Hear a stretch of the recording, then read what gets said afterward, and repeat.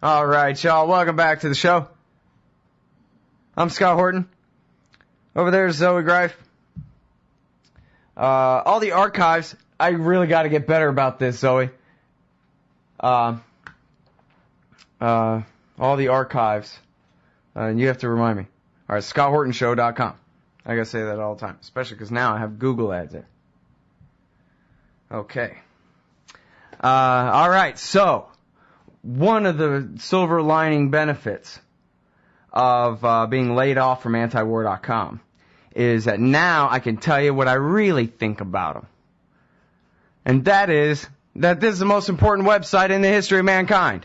It's so important, and it just keeps getting better, especially now that they've gotten rid of all the extra weight, dragging them down.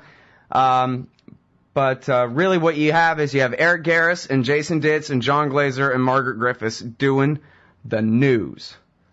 All of it. All the bad news in the world every day. And they miss nothing. And John, you can find him at news.antiwar.com a lot. But especially, he's claimed the blog as his own over there, antiwar.com/blog. Welcome back to the show, John. How are you doing? Very good. Thanks for having me, Scott. Well, I'm very happy to have you here. Very important story that, I don't know, man. Seems like everybody should have already known this, but you and I both know they already don't. So go ahead and tell us about the safe haven myth. Well, yeah, and I think it's important to go back a little bit and give this context because there's still a fundamental misunderstanding among the public and many in Congress about the distinction between the Taliban and Al-Qaeda. There were two very different organizations. The Taliban is a domestically focused, insurgent group without any broader goals outside their own Afghan borders. Whereas Al-Qaeda, of course, is a loosely affiliated group of Islamic extremists who want to commit acts of violence against the United States and their client states in the Middle East in response to decades of aggressive imperialist foreign policy, which has led to the suffering of millions of Muslims.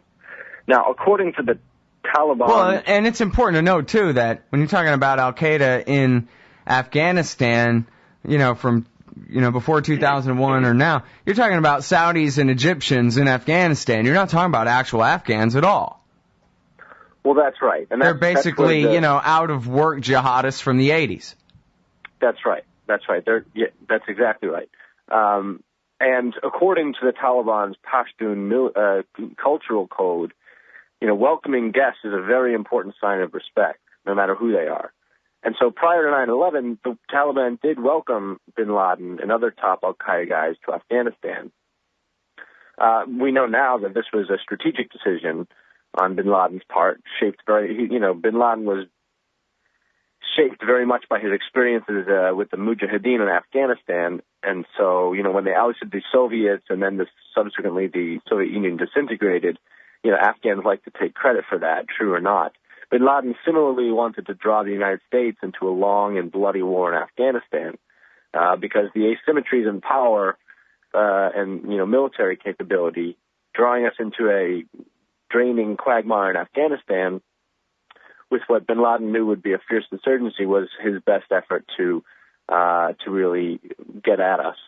Now, the war in Afghanistan that was going on in the Bush administration as well as the Obama administration in his 2009 decision to surge has been framed as a necessary war because it's supposedly important to deny the Taliban rule so as to prevent them from hosting Al-Qaeda again and thus giving them what's called a safe haven from which they can plan terrorist attacks against the U.S. like 9/11.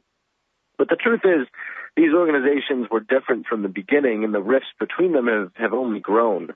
I posted on the blog an interview with a top Taliban commander recently. It was published in the New York Times, but it was another magazine that actually did the interview. The Taliban commander said that at least 70% of the Taliban are angry at Al-Qaeda. He said originally the Taliban were naive and ignorant about politics and welcomed Al-Qaeda into their homes because of, the Pashtun cultural demands. And then he says, to tell you the truth, I was relieved at the death of Osama. I'm quoting. Through his policies, he destroyed Afghanistan. If he really believed in jihad, he should have gone to Saudi Arabia and done jihad there rather than wrecking our country. So this is the sentiment that most Taliban members feel. They want, their primary aim is to oust the occupier. And they don't want all this trouble that the Al-Qaeda has brought them over the years. And by the way, this is not news. Like, we've known about this rift for a very long time. Ahmed Rashid, who's a Pakistani journalist and, wrote many good books, Descent into Chaos and others. And he also wrote a book on the Taliban in 2000, 1 year before 9/11. He spoke to Mullah Omar, the top Taliban leader, the top one. Nobody supersedes him. And he says Afghanistan would pose no threat to neighboring countries after a pullout, and implied that Al-Qaeda would not be returning to Afghanistan. Yeah, well, and there's been a few quotes from them along those same lines. You know, there's a whole other safe haven myth too, which is that somehow Afghanistan represents easy access to attacks on the United States, right? We're not supposed to learn from September 11th that, wow, they had to find some Egyptian grad students in Hamburg who had, student visa access to the U.S., and they had to steal our planes in order to crash them into the buildings that they attacked.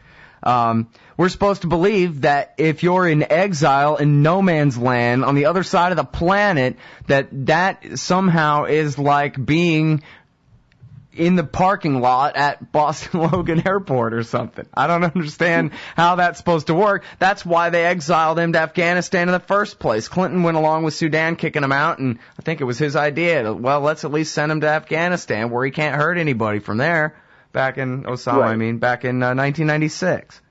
Yeah, this whole notion of physical havens or, base camps is a lot of hogwash.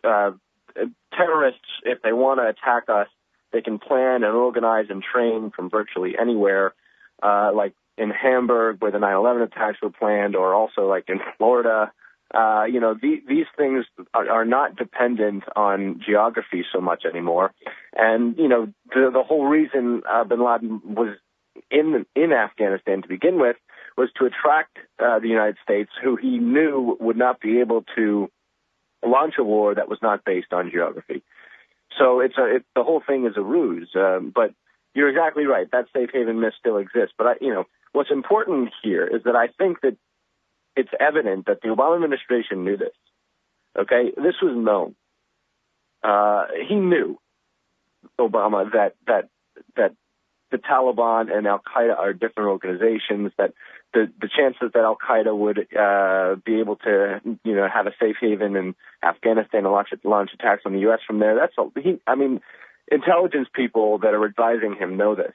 So what we find is that the Bush administration was infamous for launching wars based on lies. But the Obama administration is also lying about its war in Afghanistan, which, by the way, since 2009 has cost us $300 million every day. I mean, it's draining us of all the resources we don't have, not to mention the blood and suffering of Americans and Afghans and, all the rest of it. But, we know now that, the New York Times released this report not long ago that Obama refused to read a CIA report on Afghanistan prior to his implementation of the surge, because he knew. So what we're faced here is a realization that Obama wanted to. We have to think about the reasons, and I hear the music, so we'll talk about. I think there's two possible reasons why Obama still launched the war in Afghanistan, even though he knew it would be a quagmire and a useless waste of time. Yeah, and that'll include this quote that I'm always quoting you, quoting this guy saying this, but you got the actual thing right here, too, about from Foreign Policy, David Rothkopf here, a very important piece of news there. We'll be back with John Glaser after this.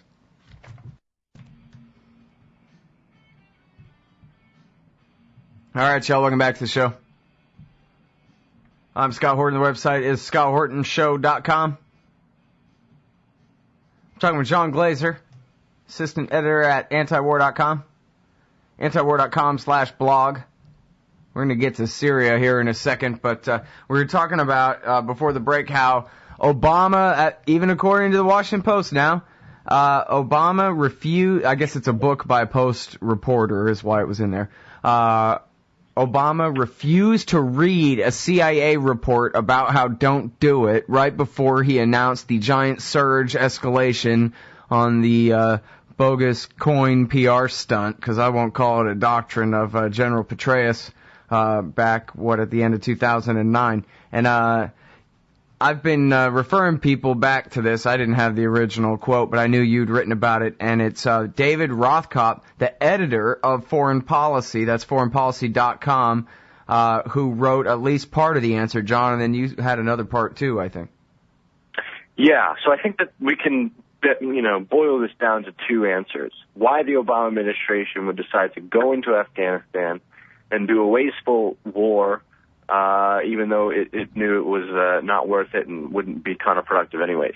The one that David Rothkopf points to, and he seems to have, in the article he wrote, he seems to have some inside information on this, but he said that the answer is that Obama was leaving Iraq and couldn't afford to look weak in Afghanistan at the same time. So he would come under political attack from the right, and he thought, he wanted to basically not get attacked from Republicans, and also wanted to, improve his relationship with the military.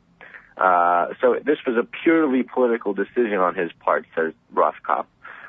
Basically launching a war, hundreds of billions of dollars wasted, thousands of soldiers and civilians killed, so that Obama could avoid being called a wimp by Republicans. So that's one answer. At least until after the election of 2012. Then they can call him a wimp all they want. Right, exactly. Mm-hmm. The other possible answer is that Obama knew he was going to launch and increase and expand massively the drone war, particularly in Pakistan. Now, if you want to do that, it's a lot harder to justify if you're not running a war in Afghanistan. So the justification has been by the Obama administration, even though the UN rights chief, Navi Pillay from the United Nations, is putting them under investigation for this reasoning. But their reasoning, the Obama administration's reasoning for launching the expanded drone war in Pakistan, is that those people are hiding over the border in Pakistan and then launching attacks on U.S. soldiers in Afghanistan. Okay?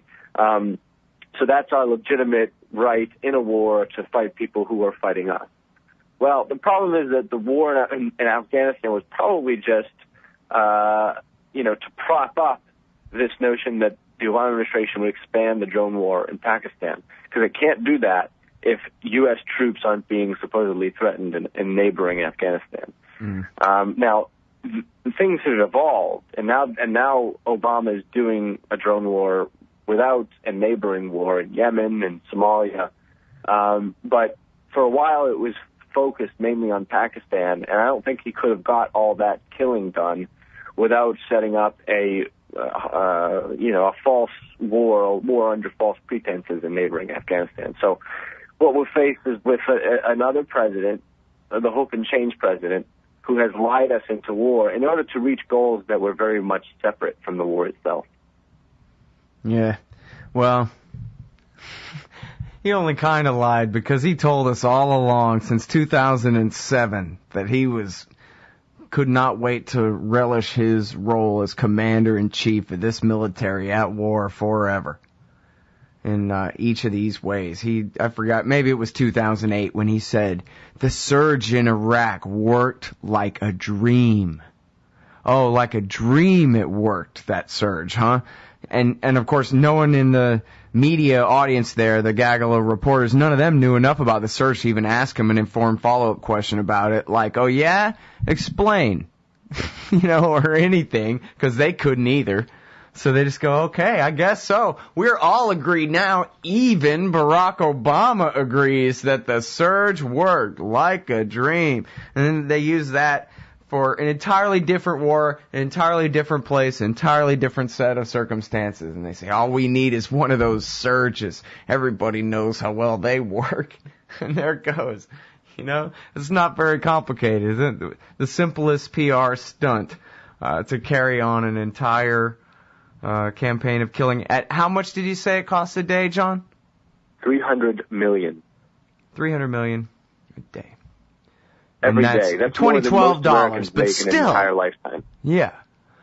Well, yeah, that's always the fun part, right? To think that your entire life, all the money they ever took out of all of your paychecks from every job you've ever had through your whole life long is just enough for them to waste on, you know, one aluminum Humvee that they drove into an IED somewhere. Yeah. You know, because they're paying 10 times market value for each one anyway, you know? Right. But PR is a very good description of what this war was all about. Because Obama repeatedly said that the purpose of the war is to deny al-Qaeda sanctuary and deny the Taliban rule, which would lead to al-Qaeda sanctuary, because then that would attack United States. Mm-hmm. The whole thing was a lie. That's a farce. And Obama knew it, so he was lying. Lying means telling people something when you know it to be false, and that's what he did. And that's what proves he's tough enough to be our leader in these dangerous times. All right, listen, we got to skip to the next one down on the list here at antiwar.com/blog.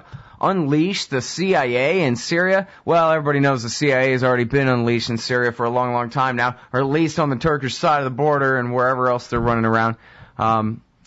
But here's Reuel Marc Gerecht writing in the Wall Street Journal about how Obama should crank up the war there, and you made some interesting observations about his article that really, in effect, are interesting observations about the conflict itself. So, I don't know, go ahead and ask us about blowback, rhetorically speaking. Well, yeah, so the CIA is already facilitating arms deliveries to the rebel militias in Syria. They're placed along the Turkish border. But this former CIA case officer, Reuel Marc Gerecht, wants to increase and expand the CIA's war. He wants it to be a full-on proxy war, like the kind we had in Afghanistan and many other places, to topple and replace the Assad regime. But, and what he even admits himself is that a proxy war in Syria would need only to be 4 times as large as the one we fought in Afghanistan. And, I asked in the blog, will the chaos, suffering, and blowback be 4 times as large too? I mean, Afghanistan is a perfect example of why we shouldn't launch a proxy war in Syria. That proxy war led to Pakistani ISI, who now we kind of hate in Washington, to increase tenfold in size. We essentially, boosted them even more. Not only that, but it helped empower an entire generation of jihadists who eventually turned their sights on America. Well, and it was Reagan's incentive to turn his blind eye to the Pakistani bomb too, and to even help him. Yeah, I mean, there's a million reasons. But this guy is the type of hawkish CIA guy that just refuses to consider the consequences of his actions beyond, the next year. And so I think, we've gone over on this show multiple times why funding a group of people who have strong ties to Al-Qaeda is probably not the right way to go, morally and strategically. But this guy, Gerecht, doesn't get it. Yeah. I don't know what to do but shrug anymore, because, obviously these neocons are evil, but their evil may very well be outmatched by their stupid. I never thought so, but maybe it's time to really reassess. Because, when Michael Scheuer said that one horrible side effect of the Iraq War was that they created a new safe haven instead of the Al-Qaeda types of the world being banished out there in no man's land in Afghanistan, they had moved 1,000 miles west. And what a bad move that was. And then now we're just helping move them further into Syria and wherever, literally, geographically speaking. They are getting closer and closer to Israel, closer and closer to America's puppet state in Lebanon. And it's not like they're going to take over anything, but they sure are doing a great job of disrupting everything the Americans thought they were fighting for over there. That's right. And, we've said on this show also about how, I mentioned before, there's a study done from Brandeis University, and they talk about, they go through the history of a civil war and insurgencies that have foreign funding. And they said it makes clear that just a catalog of those historical experiences make clear that any limited intervention of funding rebel militias won't serve the moral impulse that animates it. To the contrary, they said it's likely to amplify the harm that it seeks to eliminate by prolonging a stalemate. The CIA, incidentally, has a terrible track record, despite the fact that this Gerecht guy in Washington and the Wall Street Journal wants to whitewash it all. Yep. I mentioned someone cataloged, they did a bullet count of previous such CIA-backed coups, the one in Guatemala in 54. It launched a civil war that lasted decades, at least 200,000 people dead, 50,000 disappeared, all kinds of war crimes and atrocities committed by our guys, our fellas down in Guatemala. Then there's Afghanistan, which we've talked about, which launched an entire generation of jihadists against us, and also built up the Pakistani ISI, which helped radicalize much of the populations in Pakistan and Afghanistan. Nicaragua also launched another civil war. 60,000 died. We basically laid waste to Nicaragua. The CIA initially was doing its bidding, its business in Vietnam and Indochina. That obviously led to a war which cost, inordinate amounts of U.S. money, plus 50,000 some odd U.S. soldiers, and about 3 million Vietnamese. 3 million. They're still actually dying from chemical warfare and, unexploded ordinances in their farms and shit. So that was one of the most terrible atrocities in one single war that, in all of post-war experience. So the CIA has a terrible track record here. But, they don't want to hear about it. The guys like this don't want to hear about it. What is beneficial, what we should be thankful for, is that most of the establishment recognizes that any significant intervention in Syria is going to be terrible. I mentioned at the very end that people like Gerecht have to be this radical and this psychotic about being so reckless in our foreign policy, because even the hawks, and he admits this, even the hawks in Washington can go down the list of every kind of intervention, from safe havens to no-fly zones to arming the Syrian opposition, and they can reject them all as wrong or unworkable. So, at least we have that. Yeah, well, and then they'll keep going anyway. I think that's going to be the defining quote for me of this whole mess in Syria, and it's only going to get worse from here. But Hillary Clinton, of course, defending herself from the CBS reporter, the question was framed, of course, what's taking so long for the American Superman to go save the day in Syria? Don't we need to arm up these rebels so they can overthrow their dictator? And Hillary Clinton, in her defense of running only kind of a covert war instead of a giant, more overt kind, said, well, we're not really sure who to back over there. Recently, the rebellion was endorsed by the leaders of Hamas and Al-Qaeda. So, are we supporting Hamas in Syria? Are we supporting Al-Qaeda in Syria? And, of course, then she continued to do exactly that. Finance the side that the suicide bombers are on. Wouldn't it be interesting if Hamas and Hezbollah end up in a war with each other? No, I want to mention, because there was one thing in that Gerecht column, the former CIA officer, he mentioned something that I have sort of thought for quite a while. And again, I've been bashing the Obama administration for deciding to facilitate the delivery of arms to rebels for a very long time. I'm talking about the moral problems, the strategic problems, the practical problems, why none of it should be happening. But this guy in this column basically says what I had sort of had a hunch about, which is that the Obama administration is really doing very little, but they're doing this sort of weapons delivery facilitating just so that they can say that they're doing something. The effect of that so-called CIA intervention has been very limited, but they're doing it again for PR. Right, and in other words, no matter how much blood he's let in Afghanistan, they're still calling him a wimp. Right. It didn't work.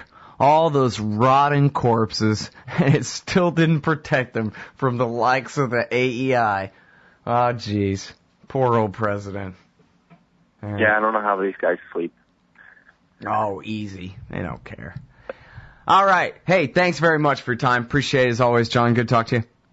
All right. Bye-bye, Scott. All right, everybody. That's John Glaser from antiwar.com, especially antiwar.com/blog. Helping keep track of all the different wars there. Check out all the great writers at antiwar.com.